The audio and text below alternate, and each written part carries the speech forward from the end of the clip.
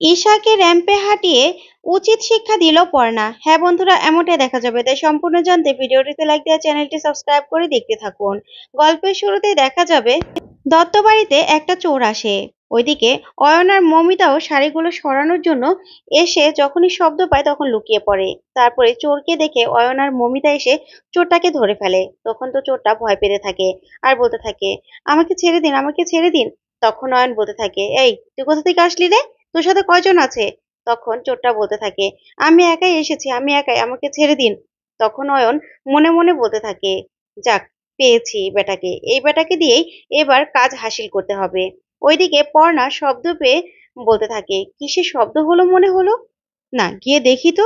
এই বলে পর্ণা ঘর থেকে বেরিয়ে আসলেই পর্ণার দরজা লাগানোর শব্দ পায় অয়ন আর মমিতা। তখন অয়ন বলতে থাকে, এই মমিতা, কিসের শব্দ হলো? তখন অয়ন আর মমিতা সেই চোরটাকে নিয়ে লুকিয়ে পড়ে। এদিকে পর্ণা উঠোনে আসে।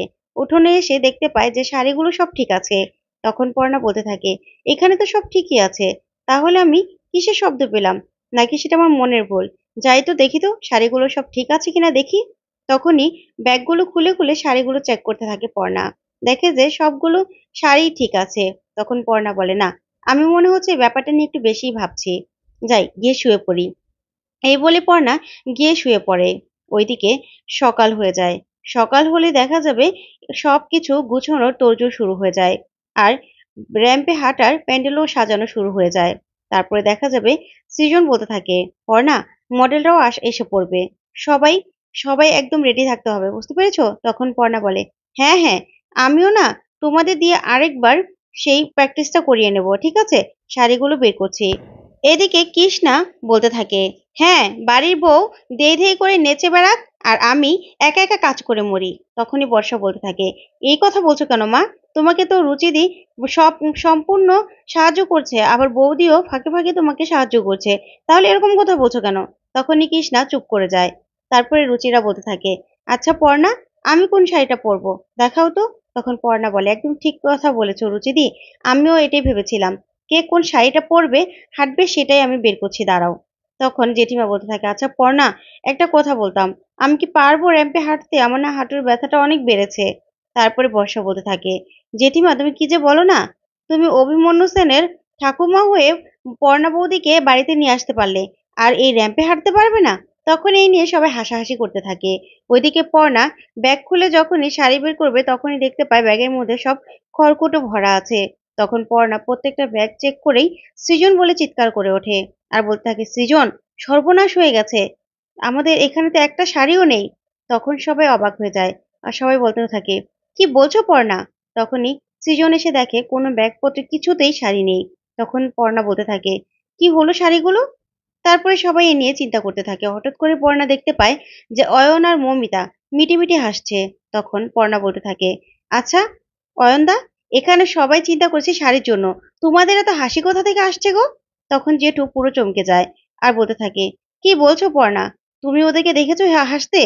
তখন পর্ণা বলে, হ্যাঁ জেঠু, আমি স্পষ্ট দেখলাম যে ওরা দুজন দুজনের দিকে তাকিয়ে মিটিমিটি হাসছে। তখন বুবাই বলতে থাকে, আমিও তো দেখলাম বাবা মা হাসছে। তখন মমিতা বলতে থাকে মনে মনে, যে আমার পেটের সন্তান সেই কিনা বাবা মাকে ধরিয়ে দিচ্ছে। তারপরেই জেঠু রেগে গিয়ে জুতাটা বের করেই অয়নকে মারতে থাকে আর বলতে থাকে, ঘরের শত্রু বিভীষণ হয়েছিস, তোরা এই কাজটা করেছিস না? শাড়ি কোথায় রেখেছিস বল, শাড়ি কোথায় রেখেছিস? তখনই অয়ন বলতে থাকে, আমি কিছুই করিনি, সব দোষ আমাদের ঘাড়ে কেন পড়ে? হ্যাঁ, বাড়িতে যা কিছু হোক আমাদের ঘাড়ে দোষ পড়ে, আমার ভালো লাগে না।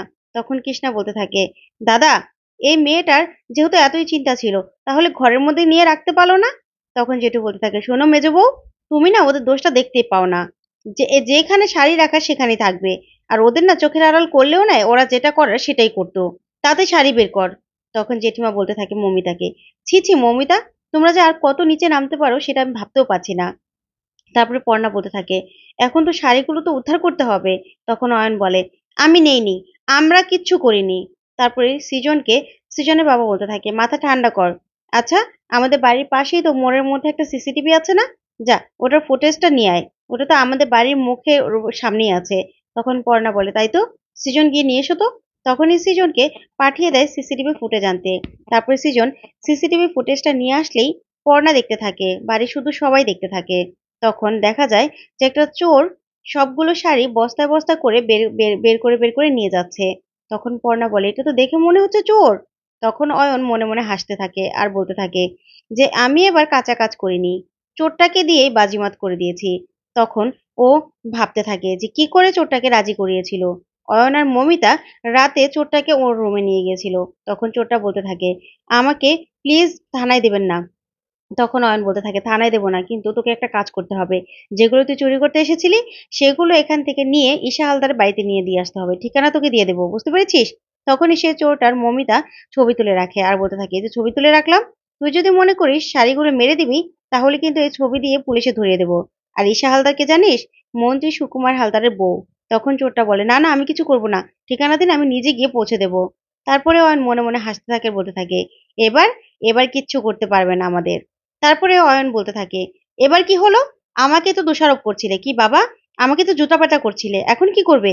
এখন তো চোর নিয়ে গেছে, সব কিছুতে আমাদের দোষারোপ করো। তখনই কৃষ্ণা বলতে থাকে, তাই তো, দোষ করবে এই মেয়ে, দোষ হবে ওদের। এই মেয়ে আসার পর থেকে আরো কত কত যে কি হবে কে জানে। তখনই বর্ষা বলতে থাকে, মা তুমি চুপ করবে। তখন অয়ন বলে, মেজো কাকি কেন চুপ করবে? মেজো কাকি তো ঠিকই বলছে, এই মেয়ে সব গন্ডগোল করে আমাদের উপর দোষটা চাপিয়ে দেয়। নাও এবার করো এক্সিবিশন, আমরা এর মধ্যে নেই। এই বলে অয়ন আর মমিতা ভিতরে চলে যায়। তারপরে সৃজন বলতে থাকে, পর্ণা এখন কি করব? সবাই তো আসতে শুরু করে দেবে, এখন আমরা কি করব? কি করে শাড়ি এক্সিবিশন করব? তখন পর্ণা বলে, চলো সৃজন, আমরা থানায় যাই, থানায় গিয়ে কিছু একটা ব্যবস্থা করতে হবে। তখন এই কথা বলে সৃজন আর পর্ণা বেরিয়ে যায়। তারপরে সুরভি ফোন করলেই পর্ণা বলতে থাকে, সুরভিদি আর বলো না, সমস্যা হয়ে গেছে, আমাদের শাড়িগুলো সব চুরি হয়ে গেছে। তখন সুরভি শুনে খুব মনটা খারাপ করে।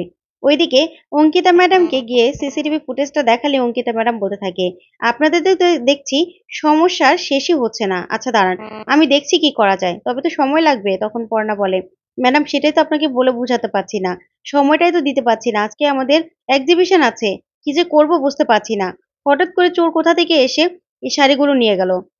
তখন অঙ্কিতা ম্যাডাম বলতে থাকে, আচ্ছা ঠিক আছে, সিসিটিভি ফুটেজটা আমাকে পাঠিয়ে দিন, আমি দেখছি কি করা যায়। ঠিক তখনই পর্ণাকে সুরভি ফোন করে। তখন পর্ণা ফোনটা রিসিভ করলে সুরভি বলতে থাকে, পর্ণা তুমি তখন বললে না শাড়ি চুরির কথা, তারপরে আমি নিজের মতো করে খবর নিচ্ছিলাম। তখনই আমি খবর পেলাম যে একটা ক্লাবে ঈশা হালদার বস্ত্র বিতরণ করছে। দেখো তো, তোমাকে আমি ভিডিও পাঠিয়েছি, দেখো তো তোমাদের শাড়িগুলো কিনা। তখন সুরভি ফোনটা রাখলে পর্ণা বলতে থাকে, সৃজন, সুরভিদি বললো একটা ভিডিও পাঠাবে, দাঁড়াও আগে ভিডিওটা পাঠাক, তারপরে দেখছি কি হয়েছে।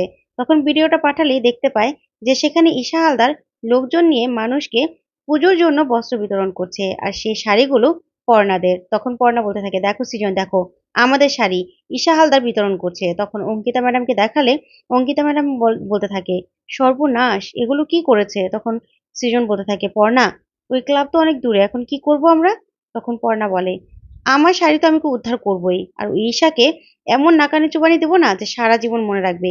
এই আলোকপর্ণ দত্তকে এখনো ঈশা হালদার চিনেনি, আমাকে একমাত্র হারানোর জন্য এই কাজটা করেছে, তো তারও এমন অবস্থা করব না।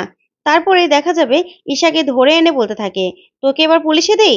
তখন ঈশা বলতে থাকে, না না, আমার রাজনীতিক কেরিয়ার শেষ হয়ে যাবে।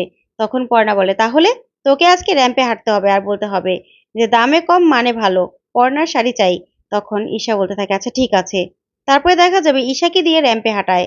তখন সবাই দেখে অবাক হয়ে তাকিয়ে থাকে আর পর্ণা বলতে থাকে, কি ঈশা হালদার, কেমন লাগছে র্যাম্পে হেঁটে? এই বলে পর্ণা খুশি হয়ে যায়, সৃজনও। তো বন্ধুরা, আজকের আপডেটটি কেমন লাগলো অবশ্যই কমেন্ট করে জানাও। ধন্যবাদ।